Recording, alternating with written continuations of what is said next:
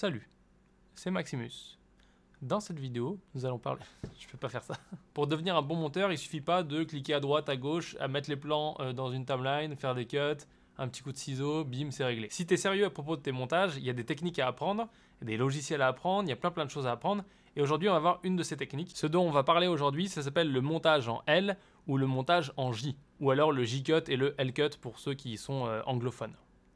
Je te vois t'emballer, tu attends des astuces magnifiques, des astuces extraordinaires, des nouveautés qui vont changer tes montages en un clic de souris. Et bah c'est pas du tout ça, c'est simplement une méthode de montage, une figure de montage, comme un double axel en patin artistique, en ski...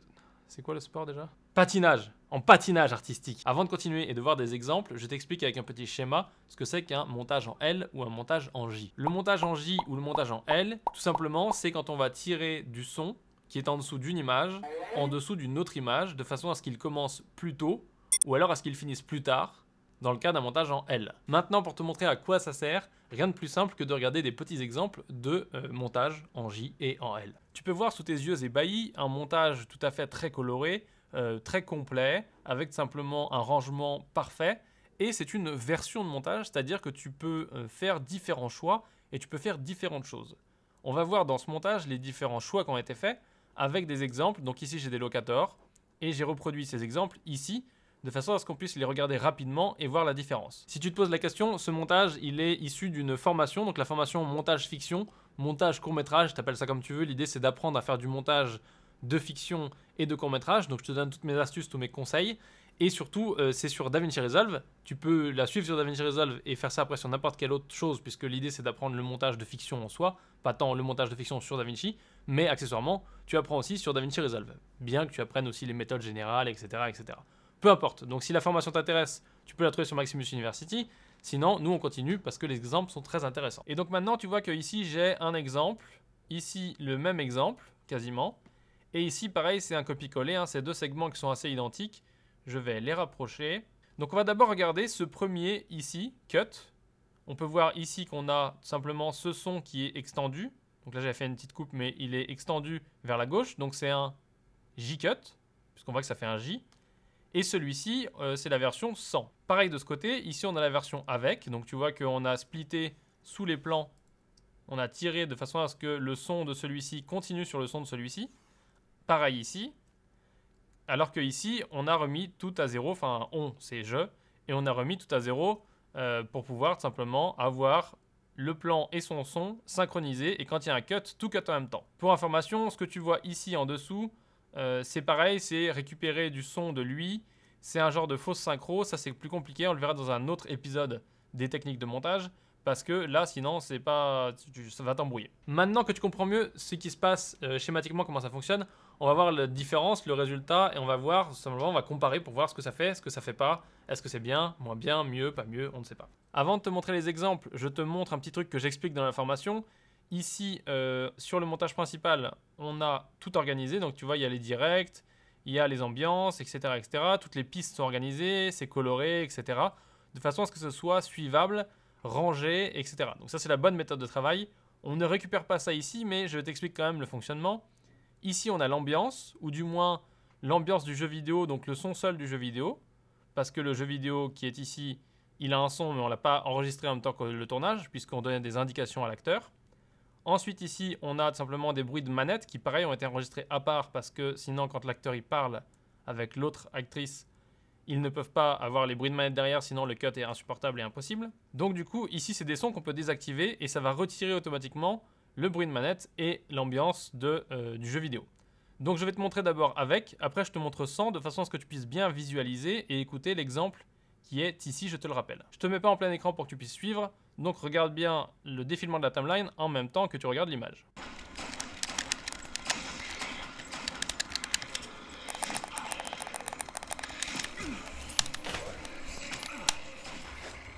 Alors toi t'as passé une sale journée.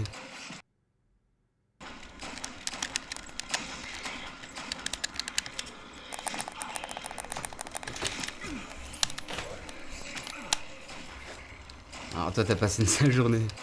Fin de l'exemple numéro 1. Donc si tu n'as pas bien vu, tu as mal compris, tu n'as pas vu la différence, tu t'es dit ouais mais c'est pareil. Et ben à ce moment-là, tu refais play, tu re-regardes parce qu'effectivement c'est extrêmement fin. Et c'est la finesse et le détail qui fait la différence à la fin dans tes montages. Maintenant, à quoi ça sert de faire cette affaire comme ça? À quoi ça sert de splitter le son? Ça sert tout simplement à démarrer un son plus tôt pour faire entrer une action qui potentiellement est hors champ, comme là, l'entrée de la dame dans la pièce, parce qu'elle entre dans la pièce, on la voit pas encore, mais elle entre dans la pièce. Et donc du coup, ça nous permet de l'amorcer alors qu'on est encore sur le jeu vidéo ou alors qu'on est encore sur lui. Et par exemple, on pourrait faire autrement, c'est-à-dire lui, il s'est pas encore retourné, et on l'entend arriver. Dans cet exemple précis, on a le choix parce qu'on n'est pas obligé de faire ça. On peut très bien avoir la deuxième version qu'on a, c'est-à-dire le cut directement et le son de elle qui arrive. Cela dit, dans la vraie vie, tu l'entends pas qu'au moment où elle a passé la porte, qu'au moment où elle est dans le champ.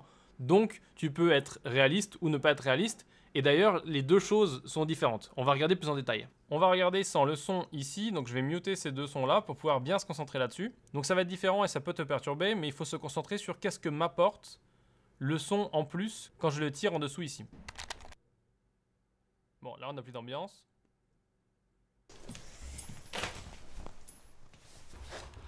Alors toi t'as passé une sale... Ok, et maintenant on regarde la deuxième version.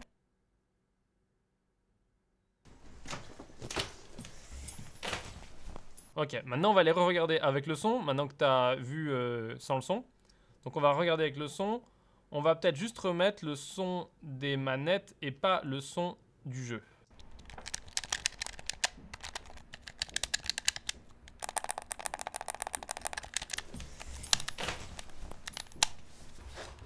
Alors toi t'as passé une sale journée. Là tu vois dans ce premier exemple, si on enlève juste le son du jeu, on a un effet un peu de surprise. Parce que il joue, on est concentré sur le jeu. Et d'un coup, on la voit arriver en même temps qu'on l'entend arriver. Donc du coup, on a un effet de surprise. Ce qui peut être intéressant dans cette situation-là, pas forcément, mais ce qui peut être intéressant si tu es en train de faire quelque chose où tu dois avoir un effet de surprise. C'est comme ça que je joue beaucoup de films d'horreur, c'est que tu as des sons qui sont très... En fait, un film d'horreur, c'est 99% de son, il devrait même pas y avoir d'image. Donc voilà. Maintenant, on va regarder le deuxième exemple, et le deuxième exemple, on va voir que cette fois-ci, on est moins surpris parce que tout simplement, on entend qu'elle arrive. Donc du coup, elle fait partie de la narration avant d'être dans la narration.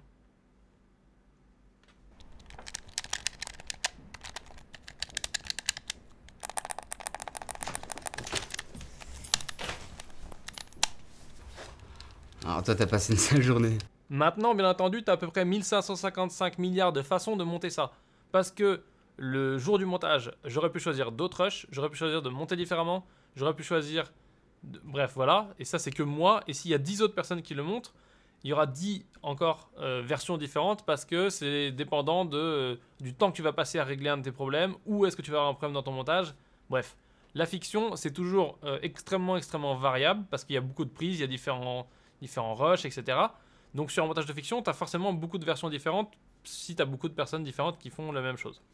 Donc ça, c'était la première version, le premier exemple global qu'on a vu. Maintenant, on va voir le deuxième exemple. Si on regarde bien, le deuxième exemple, c'est le même concept, mais sauf que cette fois-ci, c'est aller un peu plus loin. Donc là, j'ai un peu accentué le truc et je l'ai un peu abusé, puisque tu vois que là, je split beaucoup. Ici, ça continue à splitter et là, ça split aussi. Donc du coup, si on regarde cette version, elle va être aussi agréable que cette version. Ça va vraiment être une question de sensibilité, de ce que tu as envie de faire, etc. On peut considérer que c'est plus ou moins bien monté, mais peu importe, tu vas voir déjà l'effet et la différence. On va remettre le son en dessous, qui est un son d'ambiance, je crois, ou le son du jeu. Et on regarde le premier et le deuxième exemple. Moi, je dois me laisser faire insulter sans rien dire, quoi. En gros, c'est ça que t'es en train de me dire. Tu me fais pitié. C'est quoi? Tu me fais pitié.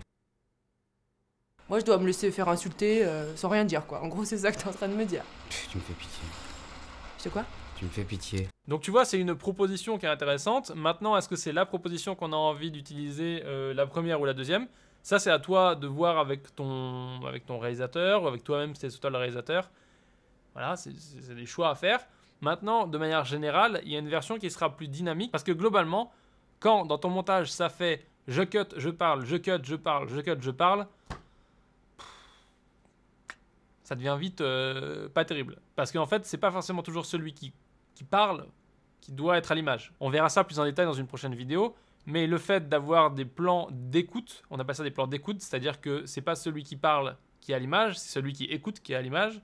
C'est très intéressant parce que si on est en train d'annoncer à un personnage que sa mère vient de mourir ou son grand-père vient de ressusciter, On a tous des problèmes différents. Je vois pas pourquoi ce serait pas possible déjà. T'imagines bien pour ce montage-là qu'on va pas être sur la personne qui donne la nouvelle de la mort ou de la ressuscitation. Bien entendu, encore une fois, c'est un choix de montage et un choix surtout de réalisation, mais on est plus souvent, en général, sur la personne qui apprend la mort, elle commence à pleurer, et c'est parti, larmes et tout ça. Cela dit, on peut aussi être sur le personnage qui annonce la mort, tout simplement. S'il y a une raison scénaristique ou que c'est lui qui jouait le mieux à ce moment-là, ou alors c'est lui qui a ressuscité le grand-père et tué la mère en même temps, si tu veux, on a un personnage qui mérite peut-être d'être mis en valeur à ce moment-là. Et du coup, le choix scénaristique et le choix artistique, le choix de montage, se portera peut-être là-dessus, d'un point de vue narratif, de dire, ok, est-ce qu'on met tel personnage ou tel personnage? Donc ça, c'est les grandes lignes du truc. Maintenant, nous, ce qu'on a vu là, c'est surtout, ok, quand on va avoir elle qui parle ou lui qui parle, on peut choisir de dynamiser le montage ou de commencer à plus les lier, plus les joindre, en les faisant parler l'un sur l'autre. Enfin, ou l'un sur l'image de l'autre et l'autre sur l'image de l'un. T'as compris?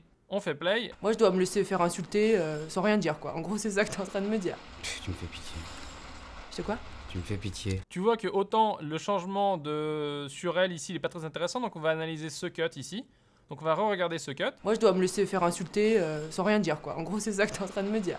Tu me fais pitié. C'est quoi? Et donc maintenant on regarde ce cut, la différence. Moi, je dois me laisser faire insulter sans rien dire, quoi. En gros, c'est ça que t'es en train de me dire. Tu me fais pitié. Là on a vraiment une différence parce que ici, elle lui parle, lui il la regarde. Donc il faut qu'il ait la tête tournée pour qu'on soit raccord. Mais surtout ici, il a un temps d'attente, tu vois, avant ici de parler et de dire « tu me fais pitié ». Donc tout ce temps d'attente, on peut choisir de jouer quelque chose, donc en prenant une autre prise, ou en prenant cette prise, ou en prenant ce qu'on veut, et de, en gros, lui faire dire quelque chose. Parce que là, c'est un plan d'écoute, il peut être choqué, il peut être étonné, il peut être... Il y a 1000 choses qui peuvent exister comme attitude. Et donc du coup, c'est le moment où nous, on peut justement mettre ça en avant. Ce qui nous permet de donner l'impression qu'il n'en a pas rien à foutre, si tu veux. Alors que ici, comme il commence par « tu me fais pitié », on sait qu'il a écouté, mais on sait qu'il en a surtout rien à foutre. C'est ça que t'es en train de me dire. Tu me fais pitié. Tu vois, on n'a pas vraiment eu le temps de le voir écouter, etc. Et c'est la même chose sur elle ici. C'est quoi? Là, on a le temps de l'avoir un petit peu étonnée parce qu'on a un tout petit split. C'est quoi? Et ici, on n'a pas le temps parce qu'elle commence pareil directement. C'est quoi? C'est quoi? Ce deuxième exemple, il nous permet aussi de voir que tu peux dynamiser un montage en ne faisant pas ces splits-là, et donc du coup en faisant des cuts vachement plus cuts. Donc maintenant qu'on a vu un petit peu le J-cut et le L-cut, ou le montage en L et le montage en J, je te propose tout simplement de te montrer comment on fait ça, même si c'est extrêmement simple. Insulter sans rien dire, quoi. En gros, c'est ça que t'es en train de me dire. Ok, donc là c'est ça que tu es en train de me dire. Elle finit la bouche ouverte, donc ça peut être intéressant à la limite de tirer son image à lui. Et donc là tu vois, en bougeant son image à lui, on a l'aperçu et ça nous permet de déplacer son point d'entrée. Et donc du coup ça nous permet de tout simplement reprendre C'est ça que t'es en train de me dire.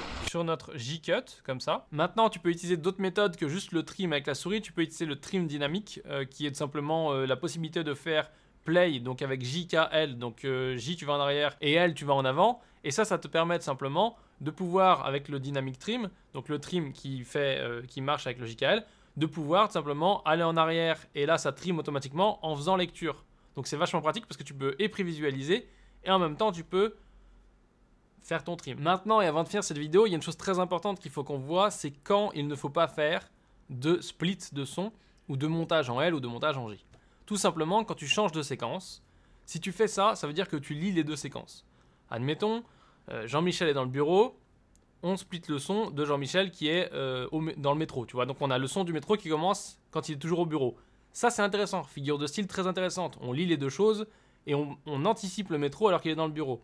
Très très bien, artistiquement ça se fait. Maintenant tu peux pas le faire dans toutes les situations. Parce que si tu as Jean-Michel qui est au bureau et après on passe à Josiane qui n'a aucun lien avec Jean-Michel et que tu la montres elle dans un autre pays en train de faire un autre truc, etc. et que ça n'a aucun rapport, c'est compliqué parce que tu es en train de mélanger l'espace-temps, l'espace de chaque personnage, et de manière générale, tu lis des choses ensemble qui n'ont pas à être liées. Donc ça, c'est très important de ne pas faire de split de son quand ils ne sont pas nécessaires et quand ils n'apportent rien à l'histoire et qu'ils sont juste là parce que tu as fait ça, parce que tu sais pas ce que tu fais, par exemple. Ça arrive très souvent. Bref, on arrive à la fin de cette vidéo et je veux te remercier de l'avoir regardée. Bien sûr, si tu l'as aimé, tu peux mettre le pouce vers le haut, habituel. Tu peux aussi mettre un commentaire pour me dire ce que tu as appris et me dire si tu connaissais déjà. Si tu veux plus d'informations, je vais essayer d'écrire un article sur Maximus University, donc il sera en dessous l'article. D'ailleurs, en parlant d'articles, tu en trouveras plein d'autres sur Maximus University. J'essaie d'écrire plein de trucs pour aider les débutants et les moins débutants. Et sinon, bah, écoute, c'est la fin de cette vidéo. Je te remercie de l'avoir regardé encore une fois. et je te dis à plus dans une prochaine vidéo.